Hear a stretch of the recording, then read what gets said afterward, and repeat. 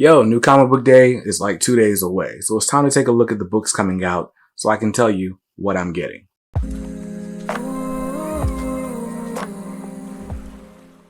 What's up, guys? BJ Kicks here. I buy comics, I read them, and I review them, all for your viewing pleasure. If you're new here, welcome. If not, welcome back. On this channel, I do comic book reviews, unboxings, and stuff like that. So if you're interested in that type of content, consider subscribing. This is the latest in a video series I like to call What I'm Getting, where I take a look at the books coming out this week. I tell you what's on my pull list, what's on the chopping block, and what's on the maybe list that I'll be making a game day decision on. So this week, a lot of good books out, a lot of books out, period. And I'm very close to my budget limit. So let's see what makes the list. And I'm always like to start these off with the book that I'm most excited for this week. That is Duo, number 4. Duo is a series by Greg Pak with art by Koi Pham. And it's a Earth M title. So it's basically a milestone book, but it's not set in the Dakota universe. And it follows Dr. David Kim and God, I can't remember his girlfriend's name. Kelly. I believe her name is Kelly. But anyway, David and Kelly basically share a body because of an accident in a lab, and the technology that allows them to share their body also allows David to heal and just do all sorts of really interesting things. And because of that technology, because people have found out that it exists, they are being hunted. And that's what this series is all about. So issue 4 is out this week. I'm pretty sure I read issue 3, but I don't remember it. So I'm going to have to read issue 3 and 4 when it comes out tomorrow. But I'm very excited about it. It's got a cover price of $3.99, and I'm grabbing cover A. Since we're talking about Milestone, which is an offshoot of DC Comics or an imprint of DC Comics, let's keep going with the DC pull list, starting with Batman Superman, World's Finest, issue number 6. This is the series by Mark Waid and Dan Mora that started out seeming like it was an Elseworlds, and now it's kind of weaving itself back into DC continuity. There is a Batman versus Robin event starting, I think, next month, written by Mark Waid, which means I got to get caught up on this series, and that's why it's still on the pull list. In this issue, apparently Dick Grayson has been lost in time, so we're going to see some of his early days while Batman and Superman find a way to figure out how to rescue him. So this one's got a cover price of $3.99, and I'm grabbing cover A. And next up are 2 contenders for the chopping block. I mean, these are books that I may not need to grab, but let's talk about them. The first is Dark Crisis, Young Justice, number 3. So at the beginning of this whole event, I decided, you know what, I'm going to go all in on the Dark Crisis. I want all the DC universe I can get, right? And then I got behind, and then I tried to read Crisis on Infinite Earths so that I could understand Dark Crisis a little bit better. And that's gone nowhere. And now here we are trying to decide what we're going to do with all these tie-ins. So Dark Crisis Young Justice is a 6-issue mini. And it's pretty much like the main tie-in series. Almost everything else is like a one-shot book or something like that. So I'm still on the fence. I feel like this isn't going to be super crucial to the series, but I like Young Justice. I like young heroes in general. The determining factor is, hey, am I going to wait for all of Dark Crisis to be included in some kind of a hardcover? Or am I just going to grab these single issues and keep it moving and just look past the hardcover when that comes out? That's the decision I've got to make. And that's how I'm going to decide if I'm going to spend this $3.99 for the cover A. Next up is another 6-issue series that I'm like, I don't need these 6 issues. This is DC versus Vampires All Out War number 2. Now, I grabbed All Out War number 1 because I thought it was a one-shot tying into the DC versus Vampires event. DC versus Vampires is a 12-issue maxi series by James Tynion and Matthew Rosenberg. But apparently it's offshooting into a lot of different things. There was the DC versus Vampire Hunters number 1. And again, we've got this All Out War. And I'm kind of, I'm behind on DC versus Vampires. And I'm like, I don't know what is going on to warrant another 6-issue mini to tie into the 12-issue maxi. Do I need 18 issues of DC Vampires? Or should I just drop it and wait for like a trade or something? And that's where I'm leaning to. I think I'm just going to stick to the DC versus Vampires main event because all these tie-ins are getting to be a little much. And I don't need this going on while Dark Crisis is going on, telling completely separate stories. One's in continuity, one's Elseworlds, and there's a lot going on. So no disrespect to the writers of DC Vampires All Out War, but there's just too much going on. So that's on the chopping block, and I'm definitely going to save $3.99 by not buying this book. And the next book on the DC pull list is NIGHTWING, issue number 95. NIGHTWING by Tom Taylor, art by Bruno Redondo. Bruno Redondo's on this cover A, which I like, but I think I like the cover B better. But anyway, NIGHTWING is another series that I'm like really behind on.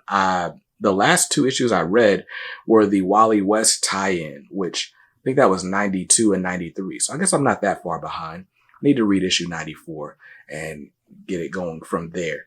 But it seems like it's the same story. It's the same story. NIGHTWING versus Heartless in Bloodhaven. But I've been also enjoying this whole side plot with NIGHTWING and Barbara and exploring their relationship. And apparently in the next couple of issues, that's going to be ramped up a little bit. So we'll see how it goes. NIGHTWING, it's got a cover price of $3.99. And I think I'm getting cover A, but I'm not sure.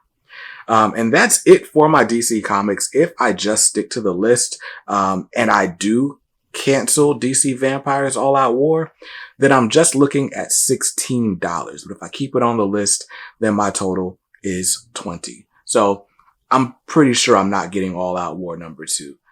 So that'll be what it is. And now let's move on to the House of Ideas at Marvel Comics, where the first book on my pull list is another tie-in to a major event. Welcome to the summertime. This is Avengers, XMEN, Eternals, or A.X.E. Death to the Mutants, number 1. Now, I wasn't really sold on this whole Judgment Day, Avengers, X-Men, Eternals event until X-Men Red, number 5. Was that last week? 2 weeks ago? Either way, I was like, all right, you got me. I'll read the rest of the series. And honestly, with the A.X.E. tie-ins, a lot of them are in the X books that I'm already reading. So I'd be kind of left out if I didn't buy the other tie-ins to read the rest of the story. So I'm going to go ahead and grab it. I guess we're all in. This got a cover price of $3.99, and I'm grabbing cover A. Next up is a book that is not X-Men related. Let's go to Daredevil, issue number 2. Now, I just realized, or I was just told, that this is actually issue 650 in legacy numbering, which explains why it's got a higher cover price. We'll talk about later. But this is the second issue of Zdarsky's run. In the first issue, well, it's not the second of the run. That's a whole different story. But basically, they rebooted the series at issue number 1 a month ago. But this is really like issue 30 of Chip Zdarsky's Daredevil. And then Devil's Reign happened as well. And issue number 1 kind of picked up, like, it was clean enough, but it didn't feel like a fresh reboot. It definitely felt like a continuation. And there's a lot of stuff that I want to read from months past. And so I think I'm going to spend some time in Marvel Unlimited so that I can read the entirety of Chip Zdarsky's run. But I'm not going to buy it in hardcover or anything. I'm just going to wait until it comes out in omnibus format. But since we just started with issue 1, I'll keep it going. This is issue number 2. But again, it's legacy issue 650. It's got some backup stories. It's going to be like oversized or whatever. So it's got a cover price of $5.99. I'm grabbing cover A. Next up, wow, from Donny Cates is Hulk, issue number 8. This might be a chopping block contender too. Well, this is the finale of the Banner of War event, which I didn't even realize there was more to that event. Like, it's been 2 months since the last Banner of War tie-in issue. But hey, it is what it is. It will be weird to kind of not pick this up, but this might be my last issue of Donny Cates' Hulk because there's just a lot on the pull list right now. But this one's got a cover price of $3.99. I'm grabbing cover A. Gary Frank on these Banner of War covers. That's worth the price of admission, in my opinion. But anyway, let's move on to the X-Men, where the next book on my pull list is X-Force issue number 30. Now, if you've been following Wolverine, then you know that Deadpool has been trying to find his way onto the X-Force for like 5 issues now. And it looks like in X-Force number 30, he gets his wish, according to this cover. So welcome Deadpool to the X-Force. This is a tie-in to the Eternals, X-Men, Avengers Judgment Day event. I'm just going to call it Judgment Day. It's a tie-in to Judgment Day. And I'm excited. I always like X-Force because the X-Force, they're like the bloodier, the down and dirty mutants, right? You know, I guess we got a Racco for that too. But X-Force has never been afraid to like go in and get their hands dirty. So I want to see specifically how the X-Force responds to this threat from the Eternals. But this one's got a cover price of $3.99. I'm grabbing cover A.